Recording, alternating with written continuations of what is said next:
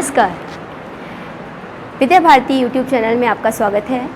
आज मैं पारुल महेश्वरी भागवंती सरस्वती विद्या मंदिर इंटर कॉलेज नई मंडी मुजफ्फरनगर की आचार्य आपका ऑनलाइन कक्षा में स्वागत करती हूँ। आज हम कक्षा षष्ठम विषय सामाजिक विज्ञान उप विषय भूगोल में प्रकरण है हमारा प्रदेश उत्तर प्रदेश का अध्ययन करेंगे। अपने देश भारत में 28 राज्य और 8 केंद्र शासित प्रदेश हैं। हमारा प्रदेश उत्तर प्रदेश भारत के उत्तर मध्य में स्थित है। उत्तर प्रदेश का विस्तार 23 डिग्री अक्षांश से 24 डिग्री उत्तरी अक्षांश तथा 77 डिग्री 05 पूर्वी देशांतर से 84 डिग्री 30 यानी 38 फीट पूर्वी देशांतर के मध्य स्थित है। उत्तर प्रदेश का कुल क्षेत्रफल 2,40,928 वर्ग किलोमीटर है, जो संपूर्ण भारत के क्षेत्रफल का 7.33% है। उत्तर प्रदेश के राजनीतिक मानचित्र को देखेंगे। हमारे उत्तर प्रदेश की जो लंबाई है वो पूर्व से पश्चिम तक इसकी लंबाई 650 किलोमीटर, पूर्व से पश्चिम तक इसकी लंबाई 650 किलोमीटर तथा उत्तर से दक्षिण तक इसकी चौड़ाई 240 किलोमीटर है। इसके उत्तर में नेपाल देश स्थित है। इसका पड़ोसी देश है नेपाल। भारत का हमारा जो पड़ोसी देश है वो नेपाल है। इसके पूर्व में बिहार, झारखंड, दक्षिण में मध्य प्रदेश और इसके पश्चिम में राजस्थान, हरियाणा, गुजरात स्थित है। और इसके जो केंद्र शासित प्रदेश है वो दिल्ली। यहाँ पर केंद्र शासित प्रदेश आपको दिल्ली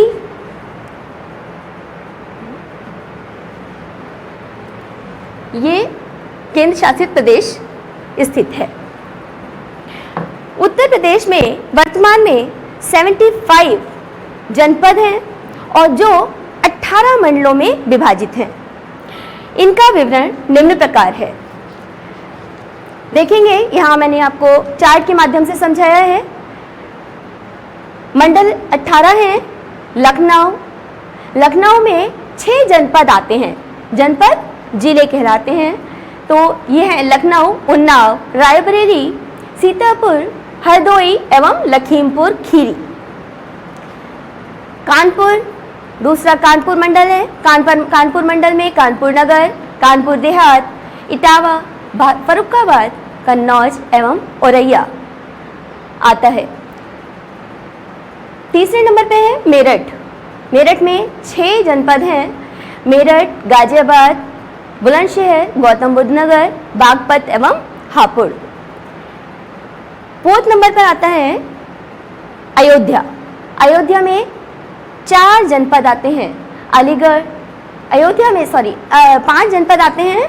अयोध्या, बाराबंकी, अंबेडकर नगर, सुल्तानपुर और अमेठी। 5वां है अलीगढ़। अलीगढ़ में 4 जनपद आते हैं। अलीगढ़, हाथरस, एटा एवं कासगंज। 6ठा है आपका वाराणसी। वाराणसी में 4 जनपद आते हैं। वाराणसी, गाजीपुर, चंदौली एवं जौनपुर। 6ठे नंबर पर आता है वाराणसी और 7वें नंबर पर आता है आगरा। आगरा में भी 4 जनपद हैं। ये आते हैं आगरा, मथुरा, मैनपुरी एवं फिरोजाबाद। 8वां नंबर आता है गोरखपुर। गोरखपुर मंडल में 4 जनपद आते हैं, गोरखपुर, देवरिया, कुशीनगर एवं महराजगंज। फिर आता है आपका देवीपाटन। देवीपाटन में भी 4 जनपद आते हैं, गोंडा, बलरामपुर, बहराइच एवं श्रावस्ती। फिर आता है आपका बरेली। बरेली में 4 जनपद हैं, बरेली, शाहजहांपुर, पीलीभीत एवं बदायूं। मुरादाबाद। मुरादाबाद में 5 जनपद आते हैं, मुरादाबाद, रामपुर, बिजनौर, अमरोहा एवं संभल। प्रयागराज। प्रयागराज में आपके 4 जनपद आते हैं, प्रयागराज, कौशाम्बी, फतेहपुर एवं प्रतापगढ़। चित्रकूट धाम। चित्रकूट धाम में भी 4 ही जनपद आते हैं, बांदा, चित्रकूट, महोबा एवं हमीरपुर। मीरजपुर।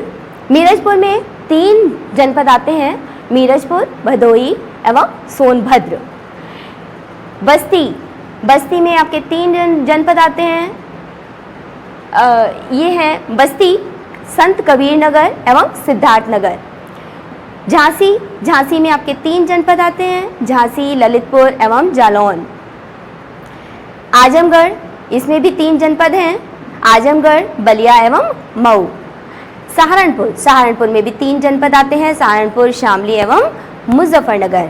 अब प्रश्न आता है कि आपका मुजफ्फरनगर किस मंडल में आता है? प्रश्न यही उठता है कि आपका जो राज्य है, आपका जो उत्तर प्रदेश राज्य है, उसमें जिला है आपका मुजफ्फरनगर। अब मुजफ्फरनगर किस मंडल में आता है? मुजफ्फरनगर सहारनपुर मंडल में आता है। उत्तर प्रदेश के जो प्राकृतिक विभाग हैं, वो उनके उत्तर प्रदेश को 3 भौतिक विभागों में बांटा जाता है। 3 भौतिक विभाग कौन से हैं? एक आता है भाबर एवं तराई क्षेत्र।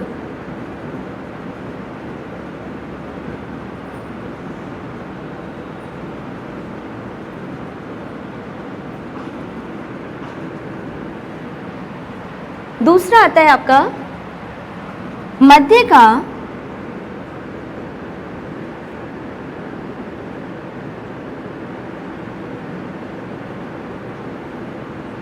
मैदानी भाग।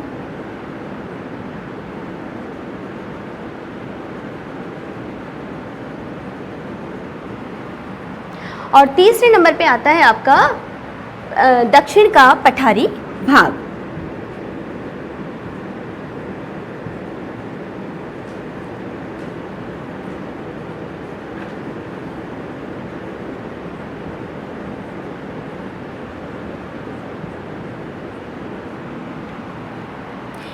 ये भौतिक विभागों के अनुसार उत्तर प्रदेश को 3 विभागों में बांटा गया है। पहला है भाबर एवं तराई क्षेत्र। भाबर एवं तराई क्षेत्र ये आपका आता है सहारनपुर, पश्चिम में सहारनपुर से लेकर और ये पूरब में कुशीनगर तक इसकी जो एक पतली पट्टी येलो कलर की यहाँ पर पतली पट्टी पड़ी होती है, इस पर ये पड़ा हुआ है। इसमें ये क्षेत्र फैला है, लगभग इसकी चौड़ाई लगभग 34 किलोमीटर है और जो पूरब में घटती जाती है, पूरब की तरफ आती है। इधर पूरब, इधर पश्चिम, ऊपर उत्तर, नीचे दक्षिण, सभी को ये दिशाओं का ज्ञान है। इसमें इस क्षेत्र में जो ऊंची क्या मिलती हैं, घासें मिलती हैं यहाँ इस क्षेत्र में अधिकतर, क्योंकि ये पहाड़ी मीन्स जो एरिया है वो थोड़ा ऊंचा है, उत्तर की तरफ है, तो यहाँ पर ऊंची घासें पाई जाती हैं। घास है और यहाँ पे विविध प्रकार के विविधता युक्त घने वन हैं। इधर कुछ वर्षों में जो भूमि में कुछ सुधार कार्य हुए हैं, उसकी वजह से वनों को काट दिया गया है और इसके विस्तार में भी कमी आई है। यहाँ पर जो भूमि है वो कृषि योग्य भूमि बनाई जा रही है, जिसमें कि यहाँ धान, गेहूँ, गन्ना आदि इसकी उपज होती है। दूसरा आता है मध्य का मैदानी क्षेत्र। मध्य का मैदानी भाग, ये मध्य का मैदानी भाग आपका, जहाँ पर ये गंगा, यमुना जो नदियां हैं वो इस क्षेत्र में आती हैं। भाबर एवं तराई क्षेत्र के दक्षिण मैदानी या गंगा का मैदानी भाग, मैदान का जो विस्तार है, गंगा का मैदान कहाँ से, गंगा जो शुरू होती है वो हिमालय से, हिमालय ऊपर की तरफ उत्तर में हमारे हिमालय है, हिमालय से गंगा निकलती है। गंगा और यमुना का वहाँ पर उद्गम बताया गया है। तो जो गंगा हिमालय और दक्षिण के पठारी भाग से बहकर आने वाली जो भी यहाँ पर नदियाँ हैं, गोदावरी, नदियों द्वारा लाई गई जो जलोढ़ मिट्टी है, इसका निर्माण जो है वो उसी से, उस जलोढ़ मिट्टी से हुआ है। इन नदियों, इस क्षेत्र में बहने वाली नदियों को दो वर्गों में बांटा जाता है। प्रथम हिमालय से बहकर आई हुई जो आने वाली नदियां हैं उनमें यमुना, गंगा, रामगंगा, गोमती, घाघरा, राप्ती आदि हैं। और द्वितीय है दक्षिण के पठारी भाग में आने वाली, दक्षिण के पठारी भाग से आने वाली, इधर पठारी भाग है, ये पठारी एरिया है, यहाँ से आने वाली जो नदियां हैं इनमें चंबल, केन, बेतवा, टॉस, रिहंद, सोन आदि नदियां शामिल हैं। दक्षिण का पठार, तीसरा आपका जो भाग है वो आता है दक्षिण का पठार। दक्षिण के पठार में ये उत्तर प्रदेश का जो दक्षिण का पठार कहलाता है। दक्षिण में जो ये एरिया आता है मध्य प्रदेश के ऊपर वाला, ये सब एरिया दक्षिण का पठार कहलाता है, मध्य प्रदेश से लगा हुआ है। इसका विस्तार यमुना और गंगा नदी के दक्षिण में ही है। यमुना गंगा नदी जो दक्षिण से होती हुई जा रही हैं, ये उत्तर से चलकर दक्षिण के पठार की तरफ से होकर बंगाल की खाड़ी में जाकर गिरती हैं। तो इसका विस्तार झांसी, जालौन, ललितपुर, हमीरपुर, महोबा, चित्रकूट, बांदा, इलाहाबाद जनपद आदि में, जो दक्षिण का मिर्जापुर, जो मैंने आपको यहाँ भी समझाया था मंडलों में, मिर्जापुर, चंदौली जनपद आदि जो सोनभद्र जनपद में इनका विस्तार देखने को मिलता है। इस पठारी भाग को बुंदेलखंड का पठार भी कहते हैं। यहाँ की बात करते हैं आप जलवायु और ऋतुओं के बारे में, तो सभी अच्छे से परिचित हैं क्योंकि आप उत्तर प्रदेश राज्य में ही रहते हैं। तो भौगोलिक विविधता के कारण यहाँ पर हमारे प्रदेश में जलवायु संबंधी क्षेत्रीय विभिन्नता पाई जाती है। यहाँ सामान्य रूप से उत्तर में मानसूनी जलवायु जो है वहाँ पर यहाँ पर की मानी जाती है। यहाँ सामान्यतः वर्ष भर में लगभग 3 ऋतुएं, शीत ऋतु, वर्षा ऋतु और ग्रीष्म ऋतु, ये यहाँ पर होती हैं। मार्च से जून तक में जो ग्रीष्म ऋतु का मौसम रहता है, ग्रीष्म ऋतु रहती है। इस ऋतु में पठारी भागों में तापमान 40 से 47 डिग्री सेल्सियस तक यहाँ पर रहता है, पहुँच जाता है। तेज़ धूल भरी आंधियाँ रहती हैं जिसे लू भी कहते हैं। गर्मी सबसे ज़्यादा कहाँ कौन से नगरों में पड़ती है, तो आगरा और झांसी में सबसे अधिक गर्मी पड़ती है और सबसे कम गर्मी बरेली में पड़ती है। मध्य जून से मध्य सितंबर तक जो मौसम रहता है वो वर्षा ऋतु का रहता है। आजकल आप देख रहे हैं कि वर्षा हो रही है, ये मौसम हमारा वर्षा ऋतु का है। बंगाल की खाड़ी की तरफ से आने वाली मानसूनी हवाएं जो होती हैं वो वर्षा, उनकी वजह से वर्षा होती है। प्रदेश की 88% वर्षा इसी ऋतु में होती है और हिमालय के दक्षिण भाबर एवं तराई से यहाँ के जो दक्षिण भाबर एवं तराई से होकर जो नदियों के द्वारा जो यहाँ पर हमें तराई क्षेत्र में अधिक से अधिक वर्षा मिलती है। वर्षा की मात्रा पश्चिम एवं दक्षिण की ओर घटती जाती है। पश्चिम और दक्षिण की ओर यहाँ पर धीरे धीरे घटती जाती है। उत्तरी क्षेत्र में यहाँ पर वर्षा अधिक दिखाई देती है और पश्चिमी और दक्षिणी क्षेत्र में यहाँ पर वर्षा घटती जाती है। सबसे अधिक वर्षा गोरखपुर जनपद में और सबसे कम वर्षा मथुरा जनपद में होती है। नवंबर से फरवरी तक का महीना शीत ऋतु का कहलाता है। इस दक्षिण से उत्तर की ओर जो ठंड बढ़ती है, दक्षिण से जब उत्तर की ओर जाते हैं तो ठंड बढ़ जाती है और हिमालय पर हिमपात होने से मैदानी भागों में भी शीतलहर आती है। हिमपात, जब हिमालय पर हिमपात होता है तो वहाँ से शीतलहर वहाँ की उत्तरी भागों में आती है, मैदानी भागों में आती है। शीत ऋतु में पश्चिमी हवाओं के प्रभाव से कुछ वर्षा हो जाती है और यह वर्षा जो रबी की फसलों को अत्यधिक, इसके लिए रबी की फसलों के लिए अत्यंत लाभकारी होती है। अब नेक्स्ट आते हैं मृदा एवं वनस्पति। जो इसकी मृदा क्या होती है? मिट्टी कहलाती है। मृदा और वनस्पति की बात करें तो भौतिक विभागों में जो बांटे गए हैं ये हमारे 3 क्षेत्र, भाबर एवं तराई क्षेत्र, मध्य का मैदानी भाग और दक्षिण का पठारी भाग। इन भागों में प्राकृतिक विभाजन के आधार पर भी इनका विभाजन किया गया है। यहाँ देखने को मिलता है कि इस विभाजन के आधार पर यहाँ की जलवायु, भू आकृति, मृदा और वनस्पति जो है यहाँ की देखने को मिलती है, अलग अलग जगह पर अलग अलग देखने को मिलती है। भाबर एवं तराई क्षेत्रों में यहाँ पर मृदा का निर्माण कैसे हुआ है? यहाँ पर जो यहाँ के हिमालय के जो से आने वाली जो नदियाँ हैं उनमें भारी निक्षेप होता है, तो इस मृदा का निर्माण बड़े एवं छोटे कंकड़ पत्थरों से और यहाँ की मोटे बालू से इसका निर्माण हुआ है। यहाँ प्राय जल मृदा के नीचे से बहता है, यानी मिट्टी के नीचे से होते हुए जल बहता है। जब मोटे मोटे पत्थर हैं तो उसके अंदर से होते हुए जल यहाँ पर बहता है।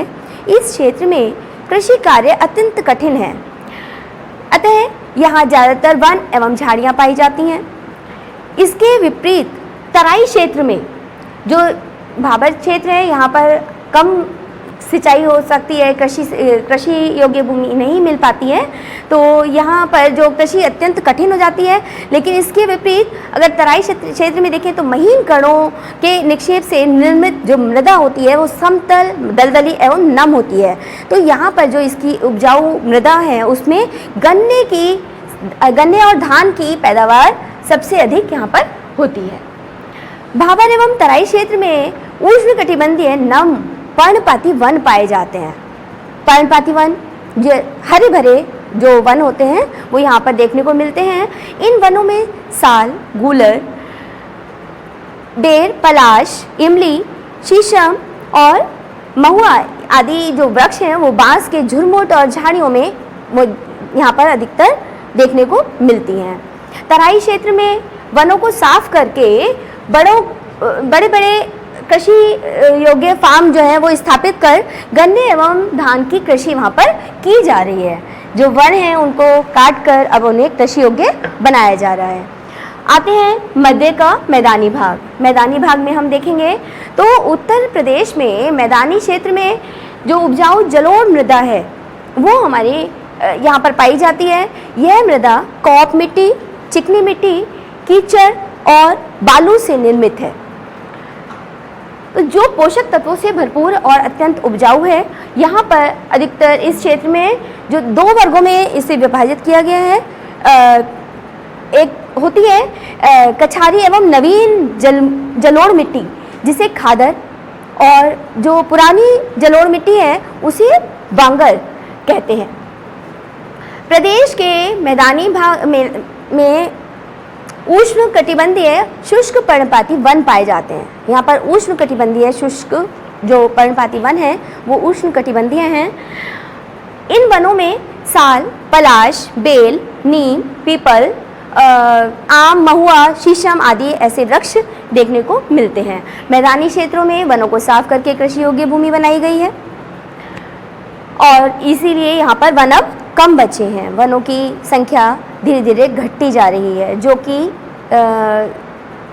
एक दृष्टि से अच्छा नहीं है। वनों को काटना सभी के लिए हानिकारक है, क्योंकि उस तरह से हमारी जलवायु भी शुद्ध नहीं रह पाएगी। जितना हम वनों को काटते जाएंगे हमारे यहाँ उतनी ही ऑक्सीजन की कमी होती जाती है। लेकिन वहाँ पर जनसंख्या वृद्धि के कारण जो कृषि योग्य भूमि बनाई जा रही है इसके लिए वनों को काटना पड़ रहा है। तीसरी पे आते हैं कि दक्षिण का पठारी भाग। अब दक्षिण के पठारी भाग में जो मृदा इकट्ठी होती है वो कैसे होती है कि प्रदेश के इस भाग की मृदा को पठारी भाग की मृदा कहते हैं।